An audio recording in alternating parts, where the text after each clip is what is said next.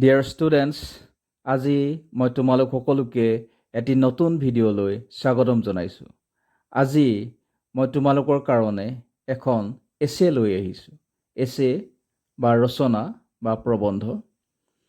এই এছে বা ৰচনাখন জুবিন গাৰ্গৰ ওপৰত লিখা হৈছে আৰু এই প্ৰশ্নটো বা কুৱেশ্যনটো বিভিন্ন ধৰণে এক্সামত আহিব পাৰে। এনেকৈ আহিব পাৰে, life of a great men you admire most, কিন্তু তুমি লিখিব লাগিব আই এডমায়াৰ মষ্ট। আকৌ আহিব পাৰে ইয়'ৰ ফেভৰিট আৰ্টিষ্ট, তেতিয়া তুমি লিখিব লাগিব মাই ফেভৰিট আৰ্টিষ্ট। নহ'লে আহিব পাৰে এ great artist oblique singer of Assam, আৰু পোনে পোনে কেতিয়াবা আহিব পাৰে জুবিন গাৰ্গ বুলি। গতিকে মই তোমালোকক এছেখনৰ মাজলৈ লৈ যাব বিচাৰিছোঁ। প্ৰথম তোমালোকে দেখিছা ইন্ট্ৰডাকশ্যন, মানে আৰম্ভণি বা প্ৰস্তাৱনা। তাত লিখিছোঁ, men lives in deeds not in years, অৰ্থাৎ মানুহ কৰ্মৰে জীয়াই থাকে, বছৰেৰে নহয়।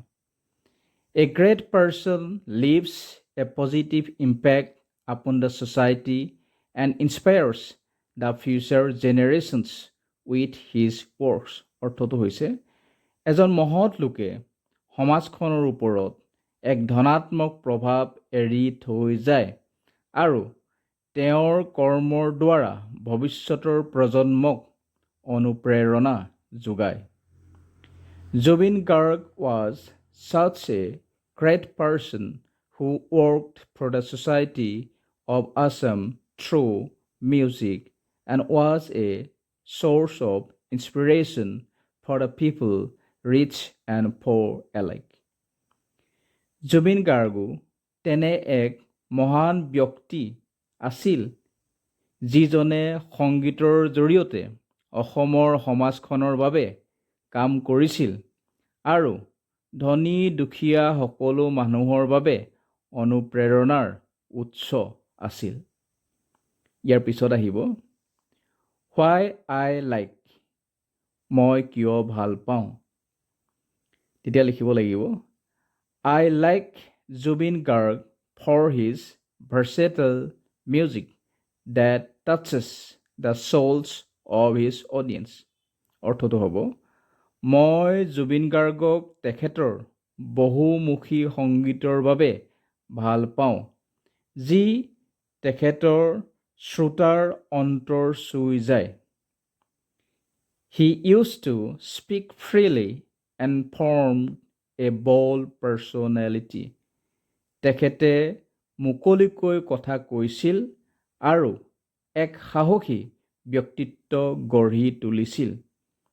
His humming used to attract audience across the world. তেখেতৰ হামিঙে পৃথিৱীব্যাপী শ্ৰোতাক আকৰ্ষণ কৰিছিল। তাৰপিছত আহিব লাইফ, মানে জীৱন। Zubeen Garg was born on 18 November 1972 to Mohini Mohan Borthakur and Ili Borthakur, an Assamese Brahmin family in Tura, Meghalaya. মেঘালয়ৰ টুৰাত 18 November 1972 এটি অসমীয়া ব্ৰাহ্মণ পৰিয়ালত মোহিনী মোহন বৰঠাকুৰ আৰু ইলি বৰঠাকুৰৰ সন্তান হিচাপে জুবিন গাৰ্গৰ জন্ম হৈছিল।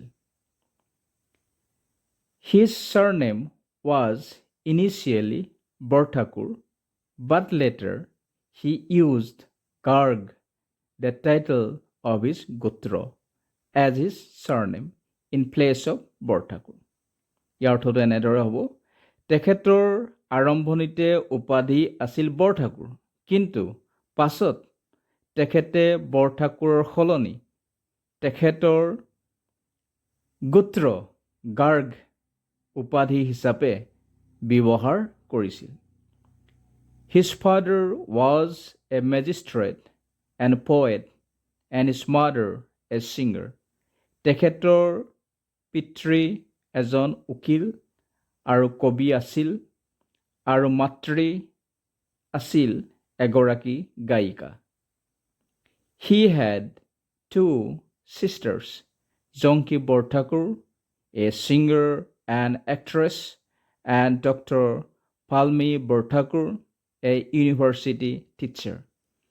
তেখেতৰ দুগৰাকী ভগ্নী আছিল, জংকি বৰঠাকুৰ এগৰাকী গায়িকা আৰু অভিনেত্ৰী আছিল, ডক্টৰ পালমি বৰঠাকুৰ এগৰাকী বিশ্ববিদ্যালয়ৰ শিক্ষয়িত্ৰী আছিল। His father was transferred frequently, and so he had to receive education at different places like Jorhat, Karimganj, Bijni, Tamulpur, Nalbari, and Guwahati. তেখেতৰ পিতৃৰ সঘনাই চাকৰি বদলি হৈ থকাত সেই সূত্ৰে জুবিন গাৰ্গেও বিভিন্ন ঠাই যেনে যোৰহাট, কৰিমগঞ্জ, বিজনী, তামোলপুৰ, নলবাৰী, গুৱাহাটীত থাকি শিক্ষা গ্ৰহণ কৰিছিল।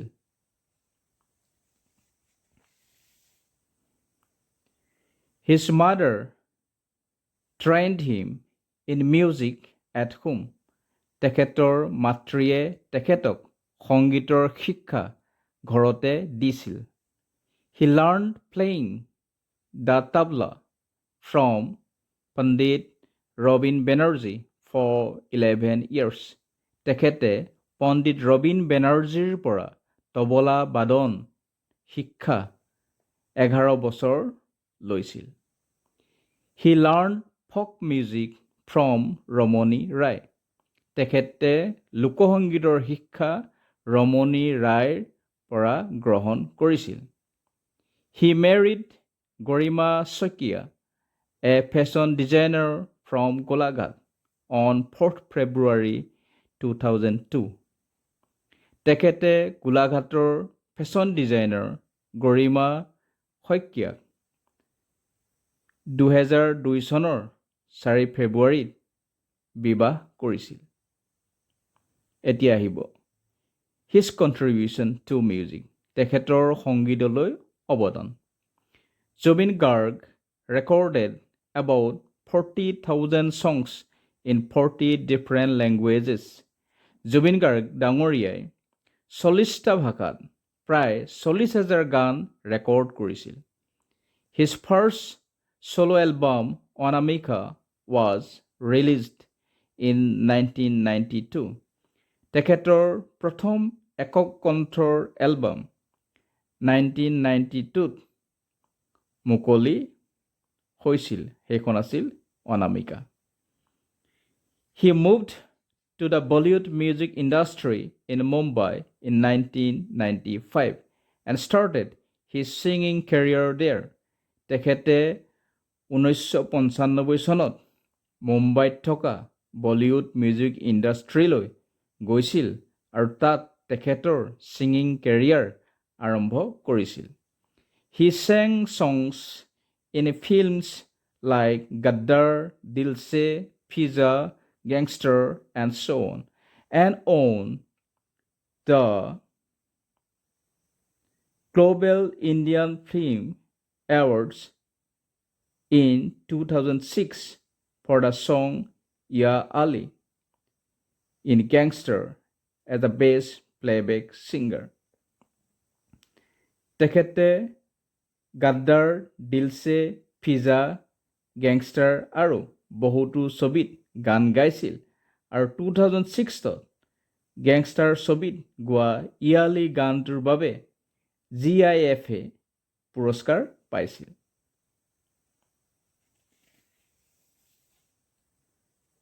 Zubin Garg sang Bengali songs and worked in a Bengali music industry.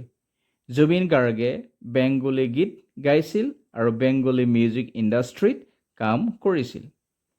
The song Mon Manena, sung by him in the film Mon Manena in 2008, was immensely popular and made him a popular figure in Bengal. 2008 চনত মন মানে না ছবিখনত তেখেতে গোৱা মন মানে না গীতটো প্ৰচুৰ জনপ্ৰিয় হৈছিল আৰু তেখেতক বেংগলত গীতটোৱে এক জনপ্ৰিয় ব্যক্তিত পৰিণত কৰিছিল। ইয়াৰ পিছত আহিলে his contribution to Assamese film industry. Zubin Garg started a movement and was successful in reviving the dying film industry of Assam. Zubeen গাৰ্গে এক বিপ্লৱ আৰম্ভ কৰিছিল আৰু অসমৰ মৃতপ্ৰায় চলচ্চিত্ৰ উদ্যোগটো জীয়াই তোলাত সফল হৈছিল। After starting his acting career in the Assamese film Tumi More Mathu More in 2000, he played roles of actors in a good number of Assamese films.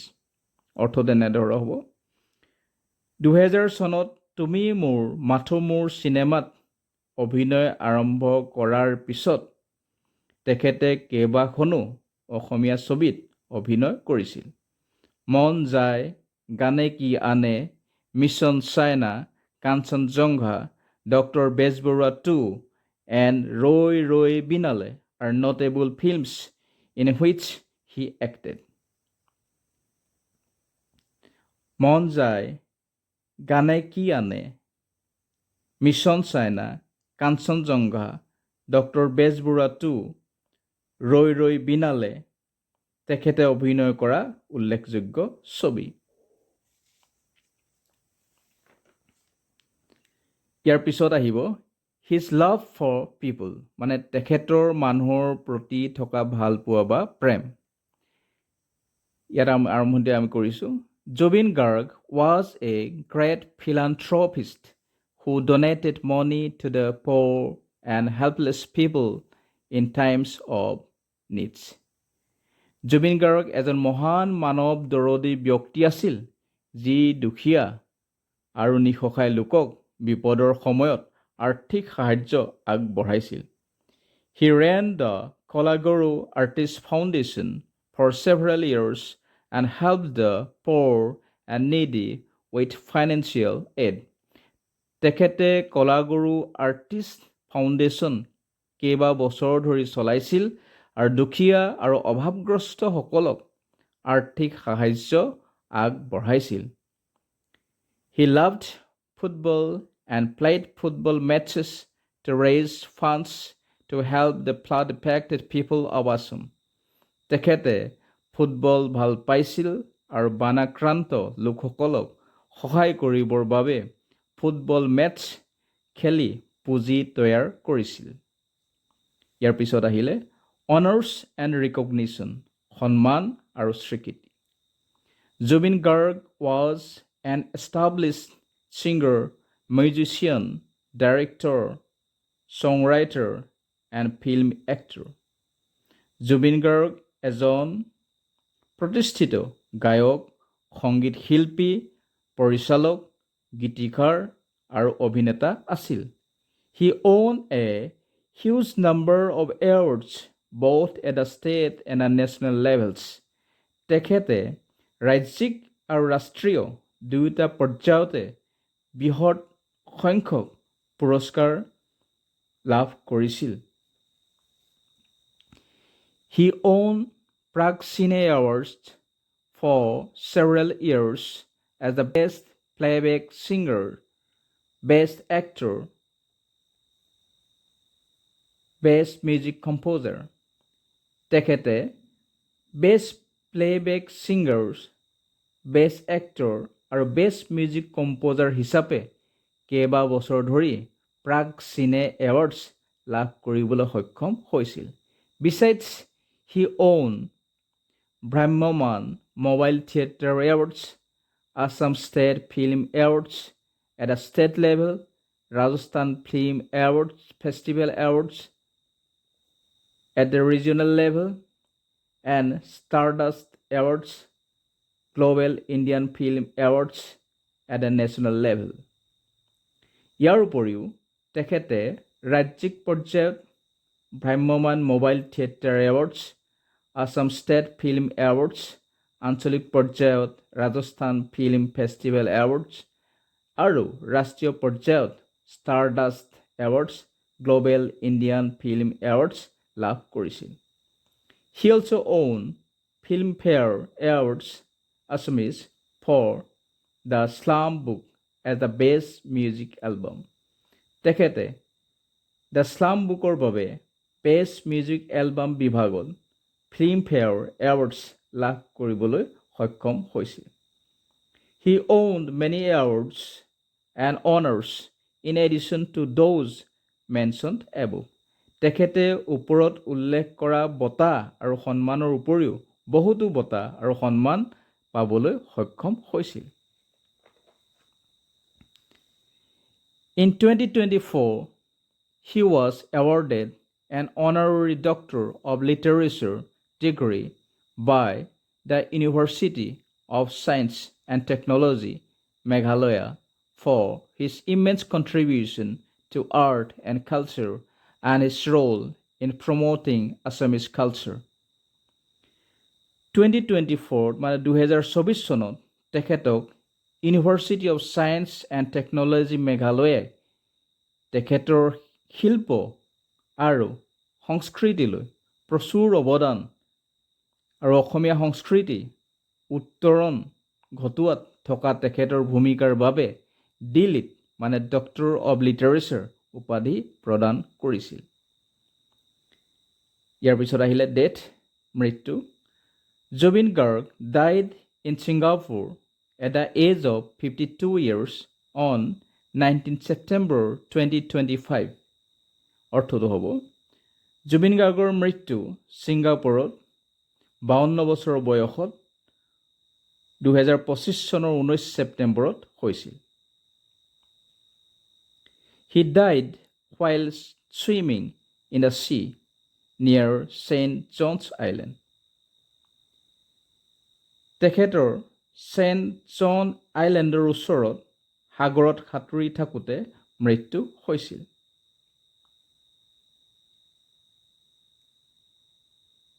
He was there to participate in a musical show of the North East India Festival as a singer. তেখেত তাত north east India ফেষ্টিভেলৰ music শ্ব'ত গায়ক হিচাপে অংশগ্ৰহণ কৰিবলৈ বুলি আছিল। ইয়াৰ পিছত আহিব কনক্লুজন। কনক্লুজন মানে সামৰণি। Nobody can fill the void caused by the sudden demise of this great soul.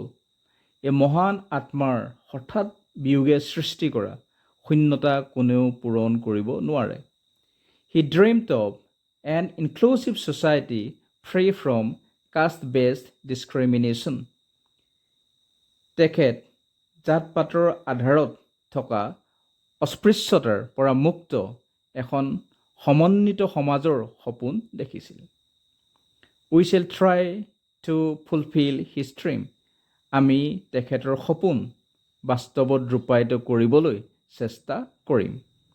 He will always remain immortal among the people of Assam through his music and his immense contribution to Assamese art and culture. তেখেতৰ সংগীত আৰু অসমীয়া শিল্প আৰু সংস্কৃতিলৈ আগবঢ়োৱা প্ৰচুৰ অৱদানৰ বাবে অসমৰ মানুহৰ মাজত জীয়াই থাকিব। ধন্যবাদ। আজিলৈ ভিডিঅ'টো ইমানেই আছিল। এছেখন যথেষ্ট দীঘলীয়া হৈছে, তথাপিতো যিখিনি বস্তু এৰিব নোৱাৰা সেইখিনি বস্তুৱে মই ইনক্লুড কৰিছোঁ। গতিকে তোমালোকে নিশ্চয় এছেখন ভালদৰে চাবা আৰু পাৰিলে যদি পাৰা তোমালোকে এড কৰিবা। এতিয়া আমি ভিডিঅ'টো সামৰি মাৰিবলৈ বিচাৰিছোঁ।